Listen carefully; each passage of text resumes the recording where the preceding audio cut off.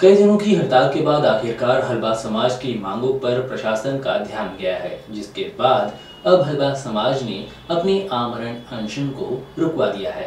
हालांकि हलबा समाज ने प्रशासन को ये चुनौती भी दी है और चेतावनी भी दी है कि अगर अगले 1 महीने में कोई सकारात्मक कदम नहीं देखा गया तो हलबा समाज फिर से आमरण अनशन शुरू कर देगा।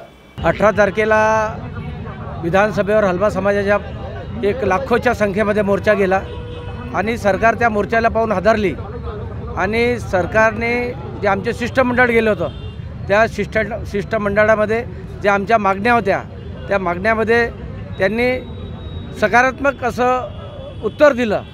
त्याकरिता त्यांनी आता आम्हाला जे वेळ दिली आहे ते जे त्यांनी सांगितलं की आम्ही जे आमचे प्रश्न आहे आम्हाला जसं अमेंडमेंटसाठी शिफारसपत्र पाहिजे, कास्ट सर्टिफिकेट पाहिजे, याच्यासाठी त्यांनी आम्हाला सकारात्मक जे उत्तर दिलं आहे त्याच कारणाने आज आमच्या महाराष्ट्र प्रदेश लिहून भेटलं नाही, पण त्यांनी लवकरात लवकर हे सगळे प्रश्न सोडवण्याचे आश्वासन दिलं आहे। आणि त्याकरिता आज प्राध्यापक अभयजी धकाते यांनी आज आमरण उपोषण सोडलं आहे। पण आमचं आज आमरण उपोषण सोडलं तरी आमचे आंदोलन समाप्त झालं नाही।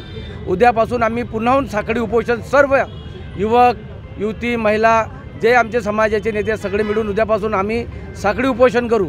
15 दिवसाची महिन्याभराची वेळ देऊ आणि महिनाभरात त्यांनी काही सकारात्मक कारवाई केली नाही तर पुन्हा आमरण उपोषणाची सुरुवात करू आणि तीव्र आंदोलन करू, सरकारला दाखवून देऊ।